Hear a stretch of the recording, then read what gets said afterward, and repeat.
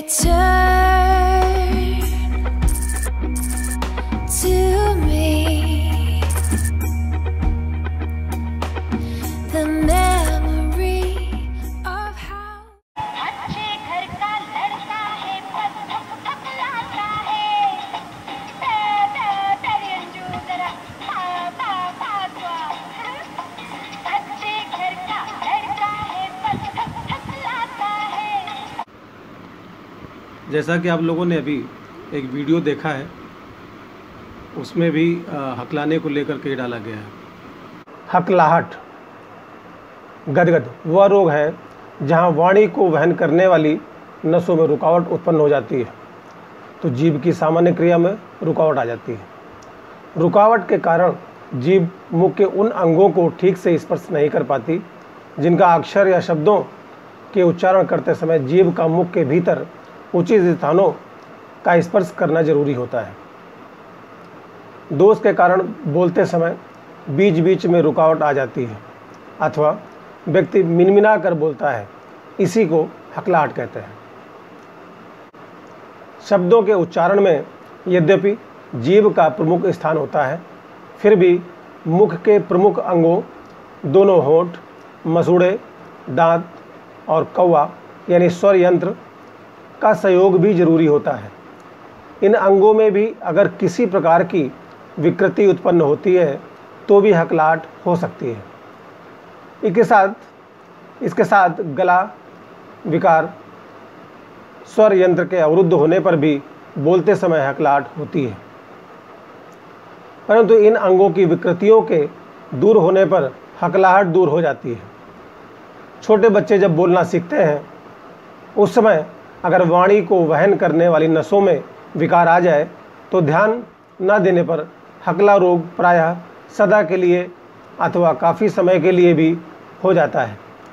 कभी कभी तो जीभ में इतनी अधिक स्तब्धता आ जाती है कि बच्चा बोल ही नहीं पाता और मूकता आ जाती है। बच्चा जब बोलना सीखता है तो माँ बाप उसकी तुतली बोली पर विशेष ध्यान नहीं देते, क्योंकि वो सोचते हैं कि बच्चे तो तुतलाकर बोलते ही हैं, परंतु बोलना शुरू करने के 2 साल में भी वह स्पष्ट ना बोल पाए तो इस पर ध्यान देना चाहिए। यदि शुरू में धैर्यपूर्वक बच्चे को बोलने का अभ्यास कराया जाए तो यह रोग अच्छा हो जाता है, क्योंकि बच्चे बड़े होकर अभ्यास के कारण ही बोलने लगते हैं। यदि जीभ में जकड़न आ जाती है या फट जाती है या शून्य हो जाती है अथवा खुरदुरी या कांटे वाली हो जाती है, तब भी बोलने में हकलाहट होती है। जीभ के नीचे भीषण शोथ हो जाने से जीभ जकड़ जाती है, यह भी हकलाहट का एक कारण है। विकृति से तालू के मूल में शुंठी सूज जाती है अथवा लंबी हो जाती है या पक जाती है।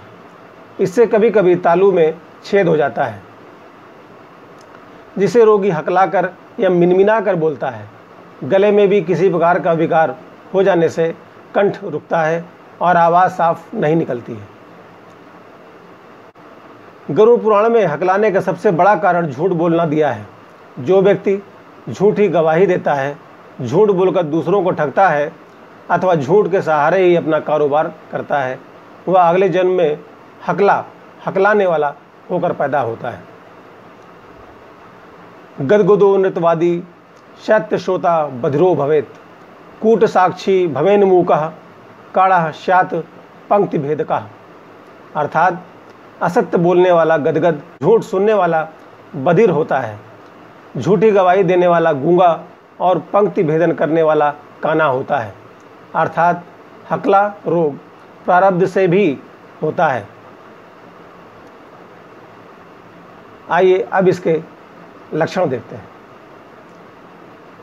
स्वरवाही स्रोतों में विकार से कंठ पर चोट लगने से, मुख के अवयवों से विकृत हो जाने से बोलने में कठिनाई होती है।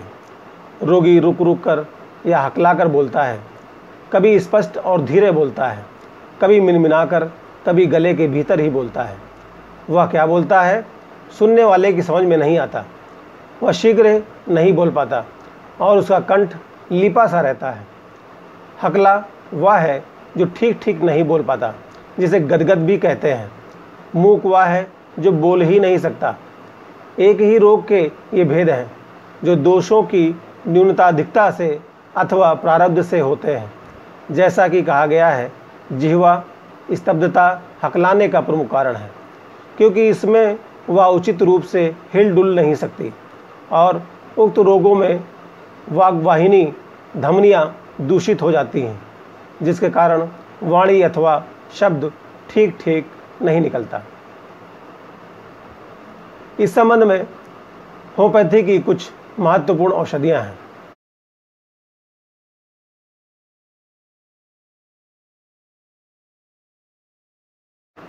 सबसे महत्वपूर्ण औषधि है स्ट्रामोनियम। जब किसी व्यक्ति को बोलने से पहले लंबे समय तक तनाव का सामना करना पड़े, इसमें हिंसक एवं अशिष्ट प्रकार का हकलाना होता है। Number 2, lachesis. जब व्यक्ति बोलते समय कुछ विशिष्ट अक्षरों से अधिक हकलाता है। Number 3, lycopodium. जब व्यक्ति बोलते समय वाक्य के अंतिम शब्द बोलते समय हकलाता है। स्पाइजीलिया। जब व्यक्ति सामान्य स्पष्ट अबाधित भाषण के बाद एक वाक्य के पहले कुछ शब्दों पर हकलाता है। कॉस्टिकम। जब व्यक्ति मानसिक या भावनात्मक रूप से उत्साहित होता है। लैक कैनाइनम। जब व्यक्ति तेज बोलने पर हकलाना स्टार्ट करता है। स्टैफिसाइग्रिया। जब व्यक्ति अजनबियों से बात करने पर हकलाता है। Nux vomica. कार्य अधिक करने के बाद चिड़चिड़ापन या हताशा होने के कारण जब रोगी हकलाता है। सेलेनियम।